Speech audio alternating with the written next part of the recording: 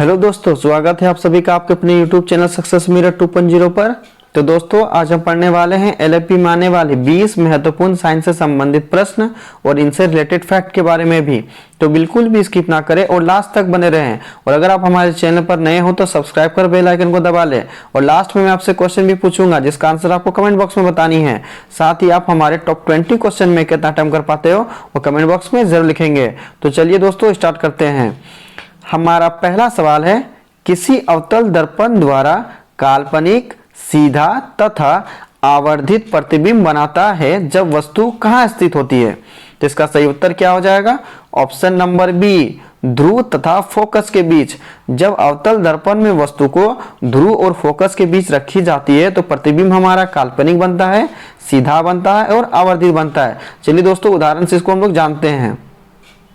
ये हमारा अवतल दर्पण हो गया, ये मुख्य अक्ष के समांतर खींची गई रेखा हो गई। यहाँ पर हमारा दोस्तों वक्रता केंद्र होती है और यहाँ पर हमारा फोकस दूरी होती है। और ये हमारा क्या है दोस्तों? पोल, जिसे हम लोग बोलते हैं ध्रुव बोलते हैं दोस्तों। जब वस्तु को फोकस और पोल के बीच रखा जाता है तो लाइट हमारा जाता है अवतल दर्पण की तरफ। और दोस्तों, ये अवतल दर्पण के गुजरने के बाद दोस्तों ये हमारा यहाँ पर आगे बढ़ जाती है। और आभासी यानी जिसको हम लोग बोलते हैं हमेशा सीधा। आभासी मतलब दोस्तों हमेशा सीधा। ये हमेशा आभासी अर्थात सीधा प्रतिबिंब बनाता है। इसलिए दोस्तों हमेशा ये एग्जाम में पूछा जाता है इस क्वेश्चन को। ये बहुत इंपॉर्टेंट सवाल है कि जब अवतल दर्पण में वस्तु को फोकस और ध्रुव के बीच रखी जाती है तो प्रतिबिंब कैसा बनता है? तो प्रतिबिंब हमारा काल्पनिक, सीधा और आवर्धित बनता है दोस्तों। हमारा अगला सवाल है, CuO प्लस H2 के साथ अभिक्रिया कराने के बाद Cu प्लस H2O का निर्माण हो रहा है दोस्तों। तो इस अभिक्रिया को हम लोग क्या बोलते हैं? और ये बहुत ही इंपॉर्टेंट सवाल है, अक्सर एग्जाम में से पूछा जाता है दोस्तों। तो इसका सही उत्तर क्या हो जाएगा हमारा? ऑप्शन नंबर बी, अपचयन अभिक्रिया। जब कॉपर ऑक्साइड को हाइड्रोजन के साथ अभिक्रिया कराया जाता है तो कॉपर प्लस H2O का निर्माण होता है, जिसे हम लोग अपचयन अभिक्रिया कहते हैं। आप यहाँ देख सकते हैं दोस्तों कि कॉपर ऑक्साइड से हमारा क्या हुआ दोस्तों? यहाँ पर ऑक्सीजन हट गया और H2 से संयोग करके ये दोस्तों हमारा जल का निर्माण किया। यानी कॉपर ऑक्साइड से ऑक्सीजन का वियोग हुआ और हाइड्रोजन का यहाँ पर हमारा संयोग हुआ। तो जहां संयोग होता है उसे हम लोग दोस्तों उपचयन बोलते हैं और जिसका वियोग होता है उसे हम लोग अपचयन कहते हैं। तो चूंकि यहाँ पर कॉपर ऑक्साइड से ऑक्सीजन का वियोग हो रहा है जिसके कारण इसे हम लोग अपचयन अभिक्रिया कहते हैं। हमारा अगला सवाल है, समीकरण कैल्शियम कार्बोनेट में जब ऊष्मा दी जाती है तो यह कैल्शियम ऑक्साइड और CO2 में टूट जाता है। तो इस समीकरण को कौन सी अभिक्रिया कहते हैं? जिसका हमारा सही उत्तर क्या हो जाएगा दोस्तों? जब एक बड़ा तत्व में ऊष्मा दी जाती है तो वह 2 या 2 से अधिक छोटे छोटे टुकड़ों में बढ़ जाता है। तो इस अभिक्रिया को हम लोग वियोजन अभिक्रिया कहते हैं। यानी इस प्रश्न का सही उत्तर हमारा ऑप्शन नंबर ए हो जाएगा। हमारा अगला सवाल है, अपच का उपचार करने के लिए निम्न में से किस औषधि का उपयोग होता है? तो इसका सही उत्तर हमारा क्या हो जाएगा? Option number C, antacid. Antacid का उपयोग अपच का उपचार करने के लिए की जाती है। हमारा अगला सवाल है, दांतों को साफ करने के लिए दंत मंजन में प्रायः क्या होता है? और दोस्तों ये प्रीवियस ईयर में पूछा गया सवाल है। साथ ही आज हम जो आपसे टॉप 25 क्वेश्चन डिस्कस करने वाले हैं ये सारे के सारे इंपॉर्टेंट और 100% आपके एग्जाम में आने वाले प्रश्न हैं। तो सभी प्रश्नों को अच्छे से देखेंगे और उन्हें याद करेंगे। साथ ही दोस्तों लाइक और शेयर जरूर कर दिया करेंगे और लास्ट तक बने रहें। अगर आप हमारे साथ लास्ट तक बने रहते हो तो ये आपके एग्जाम के लिए बहुत ही यूजफुल होगा। तो इस प्रश्न का सही उत्तर हमारा क्या हो जाएगा दोस्तों? ऑप्शन नंबर ए, क्षार्य। दांतों को साफ करने के लिए दंतमंजन में क्षार्य का प्रयोग किया जाता है। अगला सवाल है, निम्नलिखित में से कौन सा आयन लाल लिटमस को नीला कर सकता है? और दोस्तों इसका सही उत्तर आप हमें कमेंट बॉक्स में बताएंगे। ये बहुत ही इंपॉर्टेंट सवाल है। तो इसका सही उत्तर हमारा क्या हो जाएगा? Option number B, OH negative, जिसे हम लोग क्षार बोलते हैं। और क्षार क्या करता है दोस्तों? लाल लिटमस पत्र को नीला कर देता है। हमारा अगला सवाल है, जब मैग्नीशियम फीता को जलाया जाता है तो उत्पन्न आग की लो होती है। तो इसका सही उत्तर हमारा क्या हो जाएगा? ऑप्शन नंबर सी, चमकीली उजला। जब मैग्नीशियम फीता को जलाया जाता है तो उत्पन्न आग की लो दोस्तों चमकीली और उजला सा दिखाई देता है। हमारा अगला सवाल है, निम्नलिखित में से कौन सा एरोमेटिक हाइड्रोकार्बन है? तो इसका सही उत्तर क्या हो जाएगा? ऑप्शन नंबर सी, C6H6, जिसे हम लोग दोस्तों बेंजीन के नाम से भी जानते हैं दोस्तों, और बेंजीन को एरोमेटिक हाइड्रोकार्बन कहा जाता है। हमारा अगला सवाल है, वैसे कार्बनिक यौगिक जो कार्बन एवं हाइड्रोजन से मिलकर बने होते हैं क्या कहलाते हैं? तो दोस्तों कार्बन और हाइड्रोजन के संयोग से मिलकर क्या बनता है? तो इसका सही उत्तर हमारा ऑप्शन नंबर डी हो जाएगा, हाइड्रोकार्बन। हाइड्रोकार्बन दोस्तों हाइड्रोजन और कार्बन के संयोग से मिलकर बनता है। हमारा अगला सवाल है, आधुनिक आवर्त सारणी में बाईं से दाईं ओर जाने पर परमाणु का आकार में क्या परिवर्तन होता है?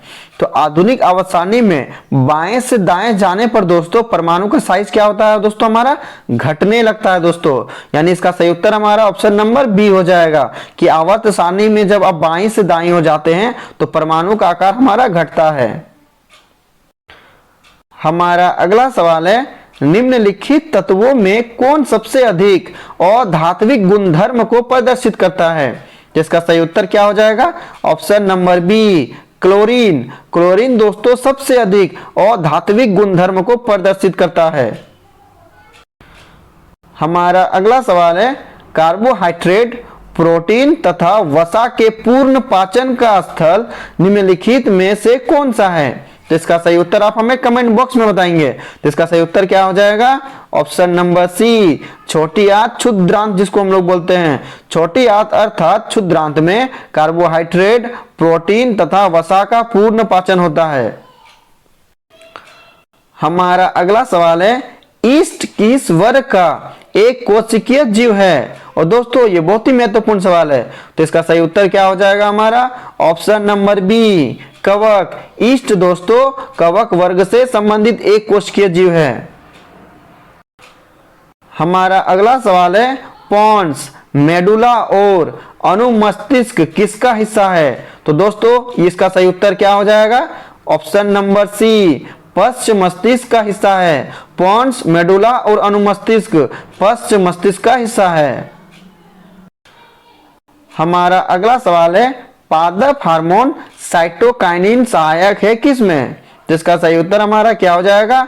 ऑप्शन नंबर ए, प्रारोह के अग्रभाग की लंबाई में वृद्धि के लिए। साइटोकाइनिन दोस्तों कोशिका के विभाजन में भी ये सहायता करती है, साथ ही यह प्रारोह के अग्रभाग की लंबाई में वृद्धि के लिए भी जाना जाता है। हमारा अगला सवाल है, पराग नलिका का बीजांड की ओर वृद्धि करना किस प्रकार के अनुवर्तन से संबंधित है? जिसका सही उत्तर क्या हो जाएगा हमारा? ऑप्शन नंबर डी, रसायनानुवर्तन, जिसे हम लोग बोलते हैं केमोट्रोपिज्म बोलते हैं। तो पराग नलिका का बीजांड की ओर वृद्धि करना रसायनानुवर्तन अर्थात केमोट्रोपिज्म कहलाता है। हमारा अगला सवाल है, गन्ना, गुलाब एवं अंगूर के कृषि में किस जनन विधि का उपयोग किया जाता है? तो गन्ना, गुलाब और अंगूर की कृषि में कायिक जनन का उपयोग किया जाता है दोस्तों, कायिक विधि का। और ये बहुत ही इंपॉर्टेंट सवाल है, अक्सर एग्जाम में इस क्वेश्चन को बार बार रिपीट किया जाता है कि गन्ना, गुलाब एवं अंगूर की कृषि में किस जनन का प्रयोग किया जाता है?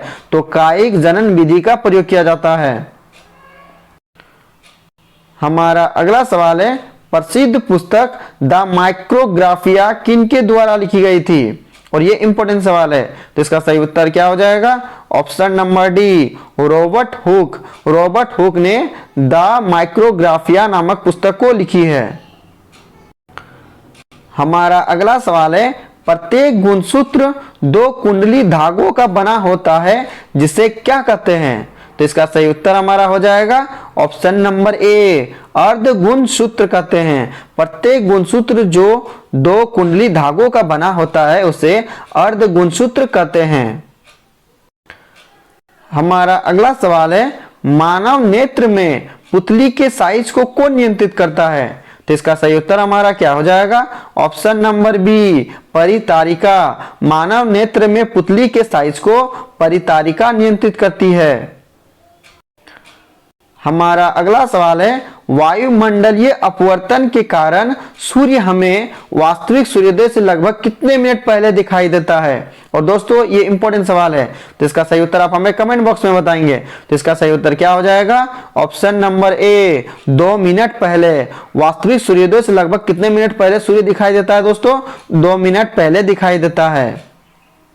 हमारा अगला सवाल है, साधारणतः मनुष्य अपने एक आंख में कितना डिग्री देख सकता है। क्योंकि दोस्तों मनुष्य क्या करता है, अपने दोनों आंख से 180 डिग्री को देखता है दोस्तों, और हमसे यहाँ क्वेश्चन पूछा गया कि एक आंख में कितना देखता है, तो हमारा सही उत्तर इसका हो जाएगा ऑप्शन नंबर सी, 150 डिग्री। मनुष्य एक आंख से 150 डिग्री देख सकता है।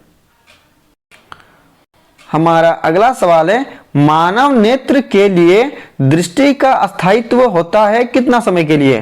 तो दोस्तों ये बहुत ही इंपॉर्टेंट सवाल है, जिसका सही उत्तर हमारा हो जाएगा ऑप्शन नंबर ए, 1/10 सेकेंड। मानव नेत्र के लिए दृष्टि का अस्थायित्व होता है 1/10 सेकेंड। हमारा अगला सवाल है, सर्वप्रथम सूर्य का स्पेक्ट्रम प्राप्त करने के लिए कांच के प्रिज्म का उपयोग किसने किया था। तो इसका सही उत्तर क्या हो जाएगा, ऑप्शन नंबर ए, न्यूटन ने। सर्वप्रथम सूर्य का स्पेक्ट्रम प्राप्त करने के लिए प्रिज्म का प्रयोग न्यूटन ने किया था। हमारा अगला सवाल है, और दोस्तों ये आज का हमारा अंतिम प्रश्न है। साथ ही आज हमने जो आपको टॉप 20 क्वेश्चन बताया, ये सारे के सारे इंपॉर्टेंट और 100% आपके एग्जाम में आने वाले प्रश्न हैं। तो सभी प्रश्नों को अच्छे से देखेंगे और उन्हें याद करेंगे। साथ ही दोस्तों लाइक और शेयर जरूर कर दिया करें, जो भी आपके दोस्त ALP की तैयारी करते हैं उन्हें शेयर जरूर कर दिया करेंगे। तो चलिए दोस्तों प्रश्न की ओर बढ़ते हैं। हमारा आज का अंतिम प्रश्न है, प्रिज्म के भीतर से होकर गुजरने पर श्वेत प्रकाश के अपने विभिन्न घटकों में विभाजन को क्या कहा जाता है। तो दोस्तों जब श्वेत प्रकाश प्रिज्म में से होकर गुजरता है तो यह विभिन्न घटकों में क्या होता है दोस्तों, ये विभाजित हो जाती है। तो इसको हम लोग क्या बोलते हैं। तो इसका सही उत्तर हमारा हो जाएगा ऑप्शन नंबर सी हो जाएगा दोस्तों, प्रकाश का वर्ण विक्षेपन। जब प्रिज्म से होकर श्वेत प्रकाश गुजरती है दोस्तों, तो यह 7 रंगों में विभक्त हो जाती है, जिसे हम लोग बोलते हैं प्रकाश का वर्ण विक्षेपन, स्पेक्ट्रम बोलते हैं दोस्तों। तो इसका सही उत्तर हमारा ऑप्शन नंबर सी हो जाएगा। अब लास्ट वीडियो के क्वेश्चन का आंसर। लास्ट वीडियो में मैंने आपसे क्वेश्चन पूछा था कि मृत शरीर को पचाने वाले जीवों को क्या कहते हैं, और इसका right answer option number B था, अपघटक जीव कहते हैं। और लगभग सभी स्टूडेंट ने इसका सही जवाब दिया, और मोस्टली स्टूडेंट ने इसके बारे में डिटेल्स में लिखा। तो मैं आपको फिर बोलूंगा कि क्वेश्चन के बारे में आपको जितना ज्यादा से ज्यादा पता हो उन्हें आप लिखा करो, क्योंकि जो चीजें आप लिख देते हो उन्हें आप कभी नहीं भूलते हो। अब आपके लिए आज का सवाल है, रक्त प्लाज्मा में जल की लगभग मात्रा कितनी होती है। 4 ऑप्शन दिया गया, सही उत्तर आपको कमेंट बॉक्स में बतानी है। साथ ही आप हमारे टॉप 25 क्वेश्चन में कितना अटेम्प्ट कर पाए वो कमेंट बॉक्स में जरूर लिखेंगे, और दोस्तों लाइक और शेयर जरूर कर दिया करेंगे। तो चलिए मिलते हैं नेक्स्ट वीडियो में, तब तक के लिए बाय बाय, टेक केयर।